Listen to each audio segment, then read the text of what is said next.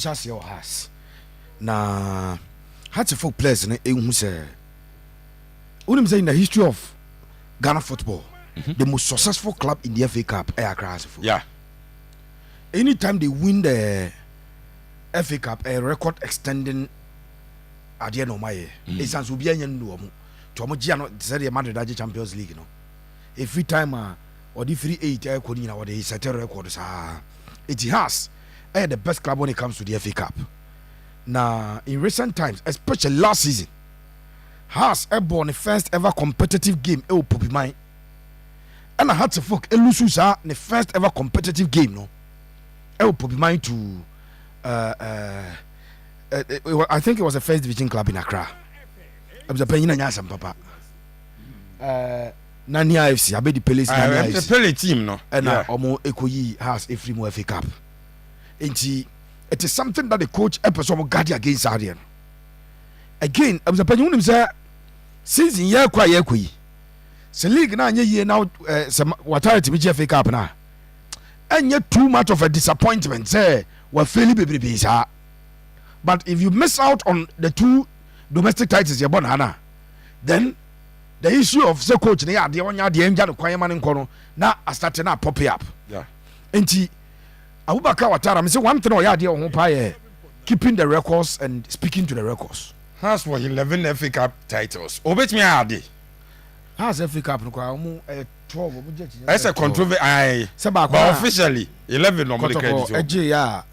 Because the player was or double yellow cards a boy Jima has 12 titles and has folk equal as far as the FA Cup concerned. Eti no question we say yeah ka say coach twene mranche na dwene so say they need to keep an eye on their opponent omoni immigration and about Sunday 3 p.m. Pubi say immigration for am cause surprise bia if the penny no has game no boy no na Omo the University of Ghana. Omo year free Pubi. Okay, has immigration. University of Ghana. Okay. Popular stand 30 city, center line 30, okay. VIP. FA Cup for another publication on the VIP 150. Na nanka ye Pubi my omo publication on the buy. Enti has for no ebuzapani omo enhwe saade no. Okay. Safi has so much said new team Watara last season we catch so onya architect no be new team but virtually has a goalkeeper no new. Right back ni new, left back ye new, 2 central defenders ni new. Has number 6 Theophilus Collins ye new. Number 8 na say Salim our old player Ebobi. Hussein Mohammed ye new. Sani Mohammed new. Hamza Isa old. Say the ordinary Ebobi obo asamo boatia free obo Mauli Wayo obo Kwamna boatia. Nti has team no starters old players of that 2. Wow. Eti Watara some no beka say on the onya architect no or to be na dia mane Kotoko at that time. I'm so penny for to just say has etimi FA Cup na the confidence of the players na ebekosoro and in the FA Cup say has ebodu na nimbia ayana the spirit of the competition yes say omo character no the best club in that competition no etimi guide omo the last time omo FA Cup na Samobodu second season no ewo bechem of Bayern on the day metima say bechem bo 75% of the game by you no not the character of Hasselhoff prevail amomaji into money immigration game where a gamer as a has for a guard against complacency and no tell my coach what actually happened and no on Thursday DNC here Emma had to folk what question me diema or takwa what question Karela or Tamale what's a vision no more fear on his parent draw no boy game no apart from there it's automatic lead on more take if you on say game no boy na who has any abre so this is adia coach and your maka ebuzapani yes sir yan hwa de kakra chefo betimi aba page ne so ba Asante Kotoko fangasa e the structure be e the aba but I think the one who drew the oya artwork no got it wrong Raf ebebo amina ya edwuma we sir Raf on say in the organogram say o hye say edwuma ye we the general manager yes under the general manager there were various managers. Under the various managers in the departments now who control Naba. Yeah. It's the line of reporting here clear say oh news department now issue. What about the bureau chief news editor no? Yes. No, at the Akofa management, at the Akuduru so that the BSA you walk now they are draw HSA a sporting hierarchy. So Coach Kwesiapia is now the sporting director. Now who's a new positions, you know. Or yeah, Asante Kotoko sporting director. Okay. I think a new position in our game. Sporting director. Elsewhere, and yet possible so better a sporting entity now sporting director. But yeah, it has not been part of your new money, you know. Okay. So now Kwesiapia, I am the sporting director of Asante Kotoko. And on my the technical director Malik Jabe. And on my Prosper Ogu. And on my scout, video analyst, youth team coaches. Based on drawing it down, I just want to report directly to Kwesiapia, which for me cannot be the situation. And I think that the drawing, you panel, you know, either they understand because they say they are, and you better purchase Malik Jabe, Prosper doesn't report to him. HSA video analyst.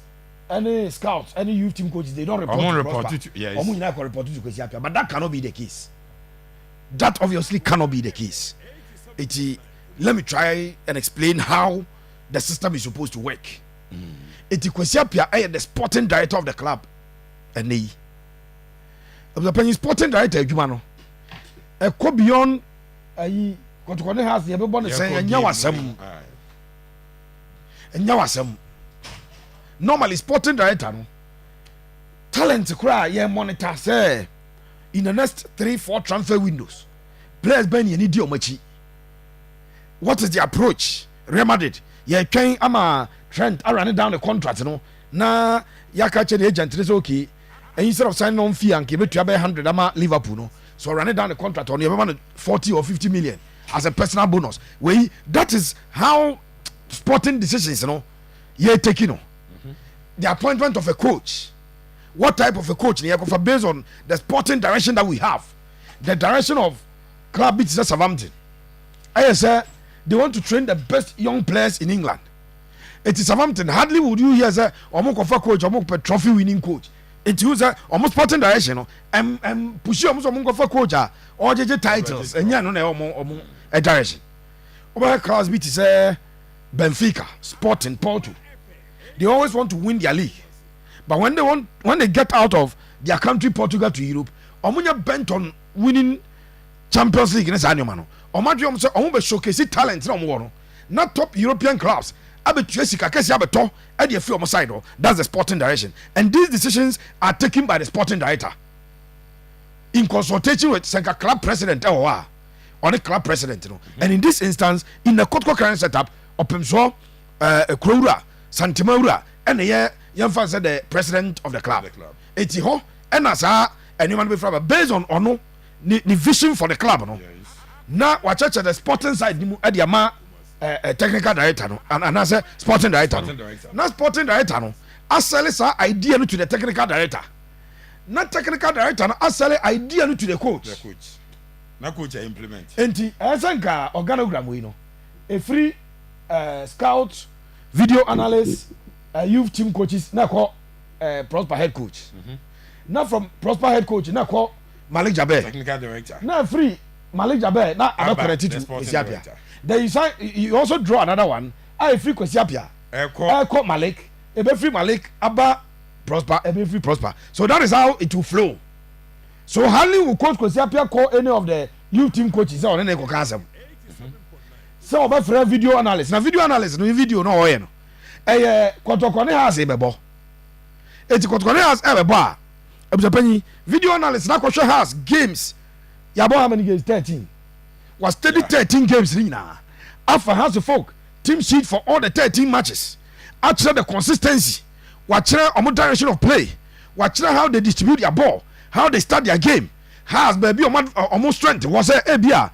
When you allow them to build from the right side, say you had Ramani edge now, no more build it from right side. No the ball come out you are anymore. Signer and Gofosha has into goes has I consider no. And fine ever and set pieces near the show. Into video analyst no will speak to the head coach you know, because head coach he has information. No? The video analyst wouldn't go to the technical director or the sporting director. No, it is not possible. So I am just thinking that the person who drew who did the artwork, you know, ABR, the normal organogram of sporting hierarchy, you know, ɛna ebi ɔntɛ wahyehyɛ wɔn kama sɛ ɛyɛ the technical sporting director ɛna technical director Malik Jaber, then Prosper the head coach and the scouts and all of that, but it goes to say ɔmo was Prosper no they report directly to Prosper Ogum, and in fact Prosper Ogum ɛwɔ a direct responsibility to oversee their work. If Prosper Nyoma or free the video analyst or wonya Prosper can recommend to the technical director say akwana video analysis in onyade, then the technical director Malik Jaber will call Kwesiapia and speak to Kwesiapia say according to coach, you know, video analyst na juma no or yamano no nani nje, so we may have to change. Then from Kwesiapia it will move to the top hierarchy, decision will come. How the drawing is done, no, I actually him, but I'm not sure it is depicting the actual task and anyhow it will flow, where the span of control is, where the authority reside, and how communication ever caution there. And the match we say if any of the scouts, any of the video analysts, you team coaches, will issue or pass it through Prosper. Prosper will then take it to the technical director, which is Malik Jaber. Malik will report to Kwesiapia. If Kwesiapia wants to communicate to any of the youth team coaches, of course, he being the technical director can bypass. He being the sporting director, but bypass it. Technical director, but Prosper on Kwasio Street. Yeah. That is how it is supposed to work. Now, what is the implication? You bizarre question. Be said, now, Kotoko problem we never solve one. I am not sure. Sir, appointment way, in a way to change results. This year, say, now Kotoko lose match in India derby. And now I tried explaining. Say, Osha Kwesiapia. No question. Say, Coach Kwesiapia. A free chamo kono next year kono the Raffle baby pa. World Cup qualifiers ebebo March. Na omakobo May them say June ni abebo 2 ni asabo. It is said about AFCON to aso. AFCON so sheho. Remember say AFCON sheho. It is Kwesiapia responsibility on the IMC no. Na ebeye difficult akra but opem so aka say second pa ba ko opem so ye ni team no mana. Nana Kwesiapia in his busy schedule ni bibia no still maintaining to be around the club. Yes, sir. Malik Jaber as the technical director enra na yedin komo ene Malik ono so chim say enya na obey technical director. Yes. Technical director won go training grounds go hezi ebo training na coach ni say na ye come match na odim bi da bi enti enya a rigorous activity that is going to take you every day going to the training derby. For instance, since you are Prosper part of the IMC, no, me sure pass every Tuesday. Some management ST sa technical meeting now. Malik will be there. Now Prosper I explaining game no born previous week, you know. Yes. And once game a down winning and once yeah, be recruitment and once no Malik Jaber be involved in it.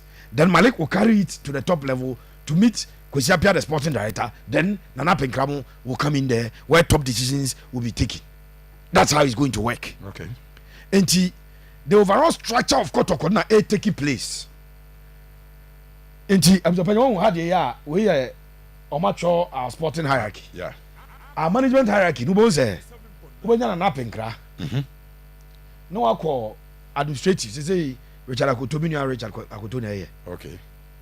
And Jebi Akotofono, Ombefa public relations manager. No, so baby. It was also by our management structure. Yes. That's where the reporting lines will be. Finance director, finance manager, public relations manager, administrative director. And social media. No, either somebody, one.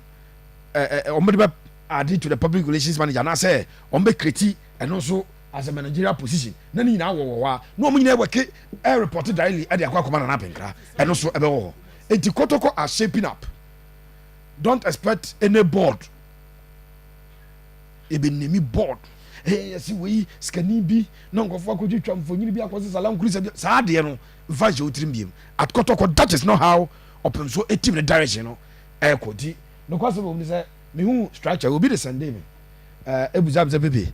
We the same say in the managerial structure be ni say on the pakono ntia say na mka say I sincerely want to believe say it is not the actual structure no e bia de your man responsibility say on draw ade no and also on your artwork no and up the penyo no e kokoye ne other than that a bit difficult calculate. This is the concern of the person. Say so Ogum doesn't report to Malik, then what work will Malik be doing per this organogram? Both Ogum and Malik report directly to Kwesiapia. Then nothing has changed. And Scouts also report directly to Kwesiapia. Where is the chain and the level of authority at each of the levels? If you look at it and when I am person structure and comes to but I think that the person who did the artwork rather say or she say the normal organogram and how it works, the span of control and the level of authority and abreast with it inti and a man draws the but that is the new Kotoko structure and how it's going to work. Kwesiapia up there followed by Malik Jaber, then coach Ogum will come no more can edit ediaba. But that's Sarah Mamincho Kakabat NS na kacha Asante Kotoko say FA Cup ndi omunchi membo said the pepe che mu enra no yeah are they being fair to Kotoko say Kotoko you ready some baba e say nko mo kwa na omuntwen do Kotoko has na no mo dey start ho say na say mziti ho. Well, with the NS, I mean, there's so much pressure on the pitch. Me feel, but now I'm about 8 matches a day or Baba Yara Stadium. I think that games, you know? yeah, 8 matches a day. So, yeah, I mean, the pitch ni be here say a be breedy kakra because Konankasa it will be good for them. So, pitch ni be home kakra na I am ready for them. In terms of the organogram, I am not comfortable with the way the organogram is. See, organogram should be it should not be ambiguous. It should be clear. It should be defined. They're well defined. Yeah. Now, Ubisa say, Prosper reports to Kwesiapia directly or reports to technical director. Look at the organogram. Who does Prosper report to? Yeah, there's a problem with the organogram. So if they will sort it out, fine. Some person which say we in your organogram, so they are fine. But what you have written, hierarchy, and hierarchy is always about organogram. Munche clearly whether Prosper air report because you see Malik Jaber say he will be at training grounds. So Beko training grounds there. I really wanted to know, say, Prosper really agreed to a technical director. I am say a bit great because how many times Prosper are working under a technical directorate? Is he prepared to submit and work and report to a director? And mama didn't get clear because ambiguity neba na nioma nye clear e be wie no na confusion. But I say I come 87.9 FM. Mamenya this birthday wish.